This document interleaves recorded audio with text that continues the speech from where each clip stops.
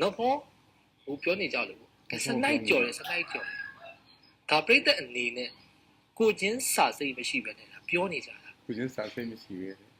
ကျွန်တော်တို့အတိတ်လေးကပ်ပြီးစဉ်းစားကြည့်ကဲစနိုက်ကြော်နေထားစွမ်းပိုင်လက်မခံရင်သူစနိုက်ကြော်လို့ရဟုတ်ပေါ့ဒါကတော့လက်ကုပ်ဆိုတာဒီနေရာမှာတော့နော်လက်ကုပ်ဆိုတာနှစ်ဖက်တီးမှမြည်တယ်ဆိုတာဒါဒီနေရာမှာတော့အမှန်ပဲဗျာနော်ပါတယ်လူငွေထောက်ပြဖို့ပေါ့အရှုံးရှင်းဟလာစာအရှိကြီးတွေနဲ့ဟိုမင်းသမီးကတက်သစ္စာမင်းသမီးနာမည်လေးလုံးနဲ့တက်သစ္စာမင်းသမီးကတောင်းပန်လိုက်ဟိုဘက်ကဟိုတရားပွားကြီးကပြန်ပြီးတစ်ဖက်ပြန်ပြီးတရားပွားကြီးတယ်လွန်ပိုင်ကိုတရားပွားကြီးလို့တင်စားသွားတာဟုတ်တောင်းပန်လိုက်အဲ့တော့ဆိုလိုတာကတောင်းပန် ethic မရှိတာပေါ့ ethic ရှိတယ် ethical နဲ့စစ်ကျင့်ဝတ်ဆိုင်ရာစောင့်ထိန်ရမယ်ကျင့်ဝတ်တွေကိုလူရဲ့ကျင့်ဝတ်လို့ခေါ်တယ်ဒါတွေကနော်လူပီသားဆိုတာထိမ့်သိမ်းရမယ်တောင်းတဲ့ပြောက်ကြားမှာစနိုင်မကြော်အောင်စီးမကြော်အောင်တငယ်ချင်းချင်းစပယ်ဇလန်းတွေမခင်းရအောင်စပယ်ဇလန်းတွေမခင်းရအောင်ဒီလိုမျိုးတွေဆိုတာယောက်ျားလေးဆိုလဲယောက်ျားလေးချင်းချင်းပေါ်တာကဏ္ဍမကြော်ရမယ့်အကန့်တွေရှိတယ်မိန်းကလေးဆိုလဲမိန်းကလေးချင်းချင်းမှာဟလာ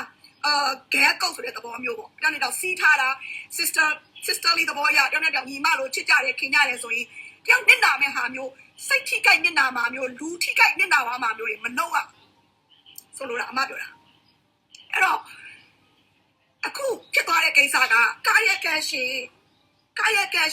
ဖြစ်တဲ့ထက်ကိုလောက်ခဲ့တဲ့အပြစ်ကျူးလွန်ခဲ့တဲ့လူနှစ်ယောက်ကမတောင်းပန်မဲနဲ့ဘာမဆိုင်ညာမဆိုင်ဂျားတွေကမဆိုးလို့ပြိတ္တတွေစာအရှိကြီးရေးပြီးတော့နောက်ဒီလိုမဖြစ်စေရပါဘူးဘဝအကောင်းဆုံးနေထိုင်သွားပါမယ်လူဆိုတာအမားနဲ့မကင်းပါဘူးဘာဖြစ်တယ်ညာဖြစ်တယ်ဆိုပြီးတော့မယောင်ရာစီလူးပြီးတော့သူလည်းဆိုရင်ကောင်းတယ်မယောင်ရာစီလူးပြီးတော့ဘာမှမဆိုင်နဲ့ပြိတ္တကိုတောင်းပန်နေတာဟာတကယ်တတိရှိတဲ့လူမဟုတ်ဘူးတကယ်အပြစ်ကိုအပြစ်မှန်သိလို့ကိုမားတာကိုမှားမှန်သိလို့ဝင်ချမယ်တောင်းပန်မယ်ဆိုရင်ကာယကံရှိဖြစ်တဲ့ပေါပိဆောက်စာကိုပဲတရားပွားကြီးရောအကျော်တယ်မရောတရားပွားကြီးနဲ့အကျော်တယ်တဲ့နဘောရထားအကျော်တယ်ဖြစ်သွားပြီနော်လုံးပိုင်ကတော့တရားပွားကြီးတဲ့ဟုတ်ကတိုက်ရိုက် personal လူချင်းဖုန်းနဲ့ဖြစ်စေလူချင်းတွေ့ပြီးတော့ပဲဖြစ်စေဒါမှမဟုတ်ရင် social media ပေါ်ကနေပဲဟလာ title ထိုးပြီးတော့ public sector ထက်တော့တောင်းပန်ခြင်းဆိုတာမျိုးတောင်းပန်လွာနဲ့ကိုရေးပြီးတောင်းပန်ရမှာအမားတို့ပြိတ္တတွေကဘာမှမဆိုင်ဘူးဂျားလူနော်ဂျားလူတွေကိုတောင်းပန်ပြီးတော့အမားတို့အပြစ်တွေဖြေလျှော့ပေးပါတော့နားလည်ပေးပါတော့ပြောရအောင်အမားတို့က main မဟုတ်ဘူး main တကယ်ဖောက်ပြန်ခံခဲ့ရတယ်စနိုက်ကြော်တာကိုခံလိုက်ရတယ်ချန်ခုံတာကိုခံလိုက်ရတယ် public sector ကိုပဲတောင်းပန်ရမှာကျွန်တော်လွဲနေတယ်နှစ်ကောင်စလုံးနော်နှစ်ကောင်လုံးလွဲနေတယ်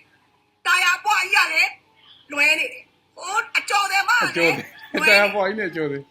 ငါတို့ပြိတ္တတွေကိုတောင်းပန်ကြမလို့ငါတို့ပြိတ္တတွေကကိုတမင်းကိုစားပြီးငါတို့ကပြောချင်းပြောမယ်ဝေဖန်ချင်းဝေဖန်မယ်လေကန်ချင်းလေကန်မယ်ဆဲချင်းဆဲမယ်ငါတို့ပြိတ္တတွေအလုပ်ကဒီအလုပ်ပဲပြိတ္တတွေဆဲတာမခံချင်ရင်ကိုတွေက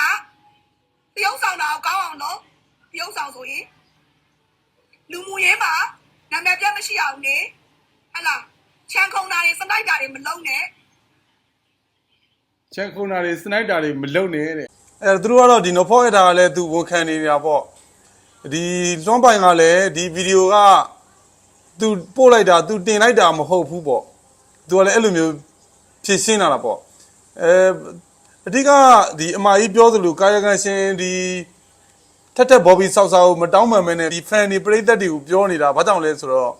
အဲ့ပေါ်ပရိသတ်တွေကအဓိကဆဲတာဟုတ်ဗျ။ညောင်စလုံးကိုပရိသတ်တွေကသွားပြီးတော့သူတို့ရဲ့ဒီ post တွေအောက်မှာဆိုရင်အတကုံဆဲဆုံနေကြတာလေ။နော်ပေါ်ရတာ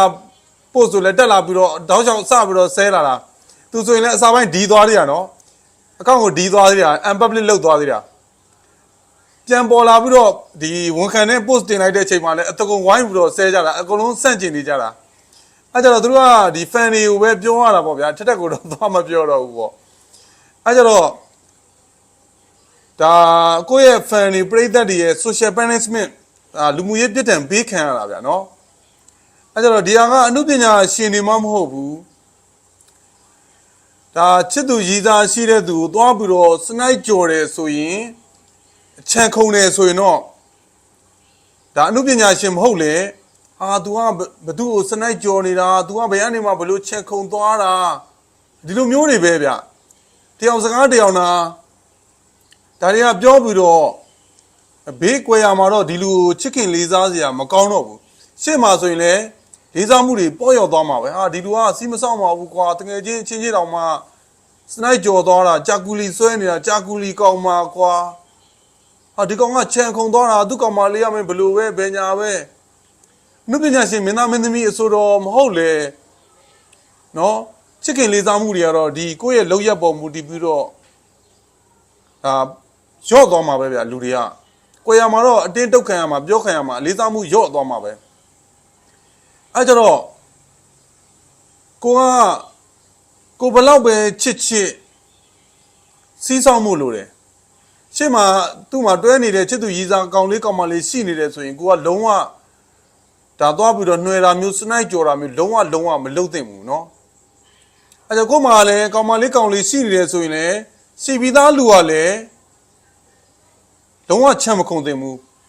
ကိုကသူနဲ့စိတ်ကုံသွားလို့မကြိုက်တော့လို့မချစ်နိုင်တော့လို့သွေးအေးသွားပြီမို့သူ့ကိုမကြိုက်တဲ့လက္ခဏာတွေရှိတယ်ဆိုရင်လည်းဒါအစောတွေကအရင်ဘုံသူနဲ့ပြက်ဆဲလိုက် break လုပ်လိုက်အဲ့လို break လုပ်ပြီးပြီဆိုကမှဒီလူတယောက်နဲ့ဆက်တွဲမလားပေါ့ရှေ့မှာတယောက်လက်ရှိနေတဲ့အတန်းနဲ့နောက်တယောက်ကိုကြတော့ဒါချက်ခုံတာဖြစ်သွားတာပေါ့ဗျာချက်ခုံတယ်ဆိုတဲ့စကားလုံးကလည်းသိတဲ့အတိုင်းပဲချက်ခုံတယ်ဆိုတာကချက်ခတ်တာတဲ့တလိမ့်ဆန်နေမှပဲတုံးတဲ့စကားလုံးအဲကြတော့အဲ့ဒီချက်ခုံတယ်ဆိုတဲ့စကားလုံးတိုင်းပဲဗျာ